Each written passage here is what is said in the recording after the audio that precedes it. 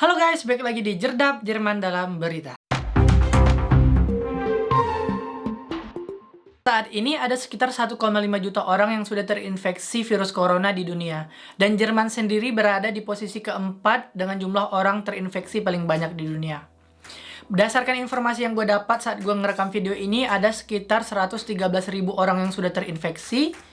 Dan 2.349 orang meninggal, serta 46.300 orang yang udah sehat kembali. Nah, di video kali ini gue pengen ngebahas tentang death rate. Kenapa Jerman itu termasuk salah satu negara yang death rate-nya paling sedikit, walaupun orang terinfeksinya banyak. Nah, di sini gue udah mengumpulkan beberapa informasi gitu, kenapa sih Jerman bisa termasuk negara yang memiliki death rate sangat rendah, walaupun sebenarnya orang yang terinfeksinya tuh lumayan banyak banget gitu. Nah, dengan alasan itu kenapa gue pengen ngebahas, apalagi kan death rate di Indonesia termasuk banyak. Nah, berdasarkan informasi yang gue dapat, death rate saat ini menurut Statista pada kasus sampai 9 April 2020 itu tuh peringkat pertama sekarang dipegang sama Algeria dengan tingkat death rate-nya ada sekitar 13,04%.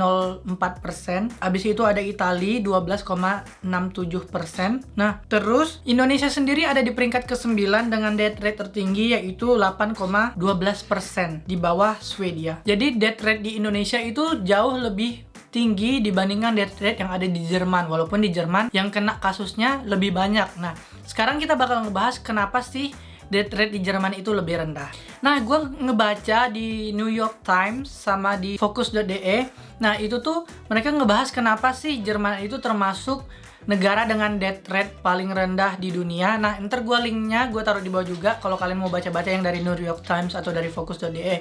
Cuman yang di New York Times pakai bahasa Inggris, yang di Focus.de itu pakai bahasa Jerman.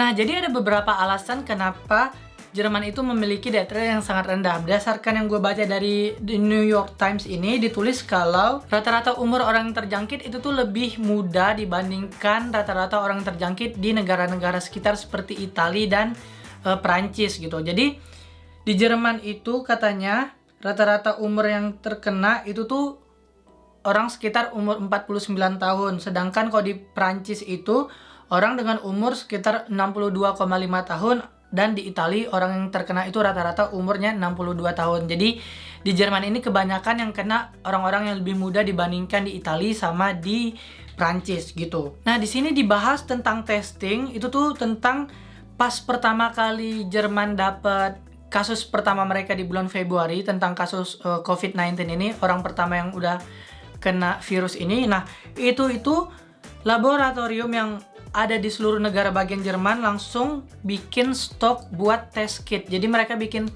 alat tes buat COVID-19 ini tuh langsung gitu. Jadi pas udah ada kasus pertama, semua laboratorium yang ada di negara-negara bagian itu langsung bikin test kit ini buat jaga-jaga gitu kalau misalnya outbreak juga nih di Jerman gitu. Nah, di sini ditulis kalau di Jerman itu bisa melakukan tes sampai 350.000 tes per minggunya. Jadi di Jerman sendiri, di kota gue sendiri itu tuh hampir setiap hari ada tempat tes COVID-19 ini. Jadi orang-orang bisa datengin tempat tes itu kalau merasa mereka punya simptom gitu. Ntar gue bakal bahas juga siapa aja sih orang-orang yang boleh ikut tes COVID-19 ini di rumah sakit di Jerman. Nah, selanjutnya itu tracking. Jadi di Jerman itu kalau udah ada yang kena satu orang, itu tuh langsung di tracking gitu. Dia kontak sama siapa aja, dia kerja di mana, ketemu sama siapa aja. Jadi dibahas gitu. Contohnya yang waktu outbreak di NRW itu, salah satunya tuh kerja di kindergarten. Nah, itu jadi anak-anak yang tinggal di sekolah itu langsung dikarantin. Ada yang langsung dikarantina satu sekolah gitu. Jadi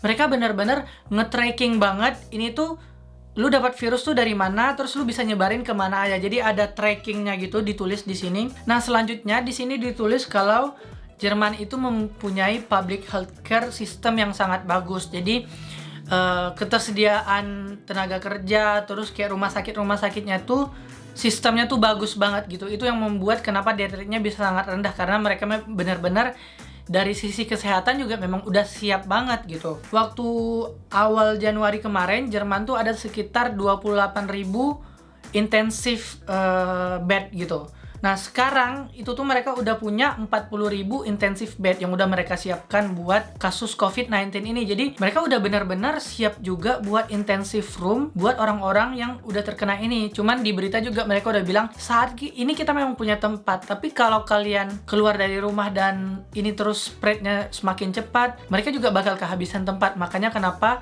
di Jerman tuh benar-benar dihimbau buat diam di rumah, dan ini tuh ada denda. Dan dendanya ini mungkin bisa beda-beda di setiap kota. Dan ini gue pengen ngasih tahu kalian denda di provinsi yang di tempat gue tinggal atau di NRW, keluar lebih dari 2 orang. Jadi misalnya kalian keluar bertiga, itu tuh masing-masing bayar 200 euro dendanya. Jadi kalau kalian keluar lebih dari 2 orang, kalian bakal kena denda 200 euro per orang.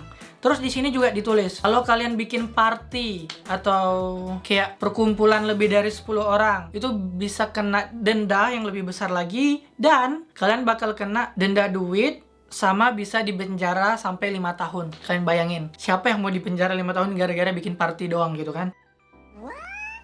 Nah, yang selanjutnya itu kalau kalian grillan atau piknikan, itu kalian juga bakal dikenain denda sekitar 250 euro per orang. Hal ini yang bikin mungkin kenapa orang juga diam di rumah, karena takut bayar denda. Tapi menurut gua, orang di sini banyak diam di rumah karena mereka benar-benar kayak self care gitu loh. Memang ngerti kalau ini tuh bahaya, jadi buat membantu pemerintah juga buat memperlambat infeksi virusnya. Jadi kalau mereka diam di rumah, kemungkinan buat memperlambat penyebaran infeksi virus ini tuh bisa lebih lambat lagi. Jadi mereka memang udah sadar sendiri gitu, makanya mereka diam di rumah gitu. Nah, jadi itu kenapa di Jerman tuh kayak strict banget, karena mereka memang udah siapin regulasi. Kalau kalian gini-gini, kalian harus bayar denda. Gini-gini, kalian bayar denda. Bahkan kalian bisa dipenjara. Makanya kenapa orangnya tuh pada taat juga gitu. Nah, jadi poin selanjutnya di sini ditulis trust in government. Jadi mereka itu sangat percaya banget sama pemerintah Jerman sendiri. Jadi dari awal juga pemerintahnya di sini udah transparansi banget sih, udah transparansi banget kalau ya ini tuh bahaya, ini tuh serius kondisinya sekarang di tempat kita. Makanya kenapa kalian tuh harus diam di rumah. Terus alasannya ini gini-gini. Jadi pemerintahnya dari awal tuh udah sangat transparan banget. Terus juga mereka udah nyiapin regulasi, misalnya, oke, kalian bakal libur kerja, kita bakal ngeganti gaji kalian 60%. Jadi kalian gak usah takut kalau kalian kehilangan kerja kalian. Jadi udah dijelasin semua, udah detail. Jadi pemerintahnya juga udah siap buat ngasih regulasi-regulasi, dan masyarakatnya sendiri tuh percaya sama pemerintahnya karena mereka lihat pemerintahnya mereka ini sangat transparan banget gitu. Nah, jadi itulah dia tadi alasan kenapa death rate di Jerman itu bisa serendah itu. Yang pertama, Jerman itu siap banget buat melakukan tes, karena dari awal ada kasus pertama, laboratorium mereka langsung sibuk-sibuk bikin alat tes, jadi udah nyiapin gitu. Terus juga tracking, jadi kalau ada yang kena langsung di track dia kemana aja, ketemu siapa aja, kerja di mana, apa aja yang dia lakuin selama 2 minggu belakangan. Jadi mereka bakal berusaha menghubungi orang-orang yang kontak sama orang yang terinfeksi ini, terus harus dilakukan tes juga gitu. Nah, terus juga fasilitas kesehatannya yang memadai tadi, juga sama percaya terhadap pemerintahnya itu sendiri karena pemerintahnya sangat transparan terhadap masyarakatnya. Nah, sekarang gue mau ngebahas tentang kayak di tempat gue tinggal. Informasi kalau di kota gue, tempat gue tinggal Dortmund, itu tuh gue selalu bisa dapat informasi dari Twitter, karena di Twitter ada account dari kota ini, dari kota Dortmund, namanya Stadt Dortmund. Nah, di situ dijelasin sama mereka, misalnya hari ini mereka melakukan tes ada sekitar 200 orang, terus berapa orang positif, terus berapa orang udah balik sembuh lagi. Jadi dibahas gitu loh, berapa orang sembuh kembali, berapa orang positif, dan kalau ada kasus yang meninggal juga disebutin. Cuman kok sampai sekarang yang meninggal udah ada 3 orang, sayang banget memang.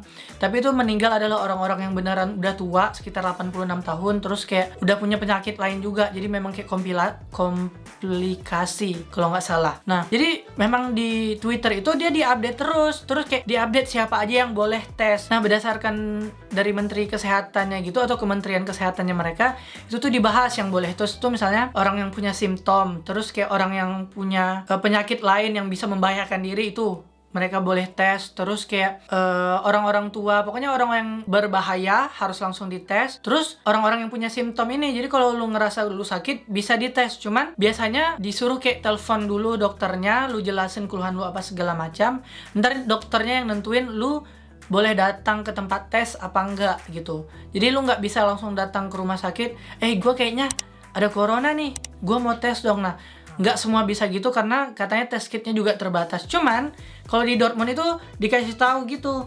Misalnya hari ini kalian bisa ngelakuin tes di rumah sakit ini, sama sekarang udah bisa di stadion bolanya Dortmund di Signal Iduna Park. Mereka juga buka klinik itu.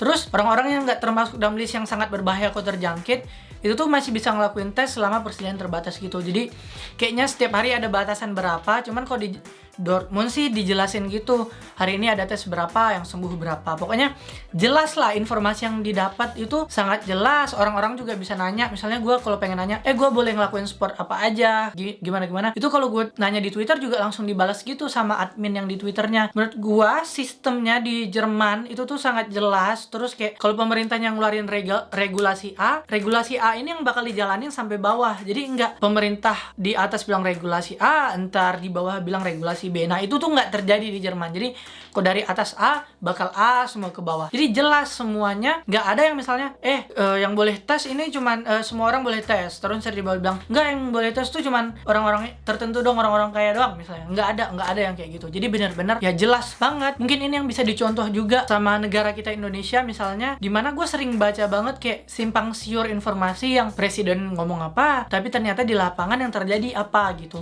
Nah itu yang sangat disayangkan. Nah gue rasa hal seperti ini yang bisa dipelajari dari negara Jerman buat negara kita. Nah, gue rasa itu aja video gue buat hari ini tentang death rate di Jerman. Kenapa bisa lebih kecil dibandingkan negara-negara lain, walaupun Jerman termasuk negara paling banyak yang kena. Menurut gue make sense kenapa Jerman bisa termasuk negara yang paling banyak kena, karena mereka ngelakuin tes aja termasuk negara yang paling banyak ngelakuin tes dibandingin negara lain. Tapi death rate-nya kecil karena mereka bisa mendeteksi sejak dini, oh ini nih kena. Terus di track, oh ini orang-orang yang sangat berbahaya kalau kena virus ini gitu. Jadi dirawat intensif di rumah sakit. Terus kayak, oh lu tuh nggak termasuk orang yang sangat riskan kalau kena virus ini. Jadi lu bisa kuarantinnya di rumah aja, nggak perlu di rumah sakit. Jadi udah benar-benar siap dan sigap kalau hal-hal ini terjadi gitu. Nah itu kenapa menurut gua Jerman termasuk salah satu negara yang sangat siap gitu.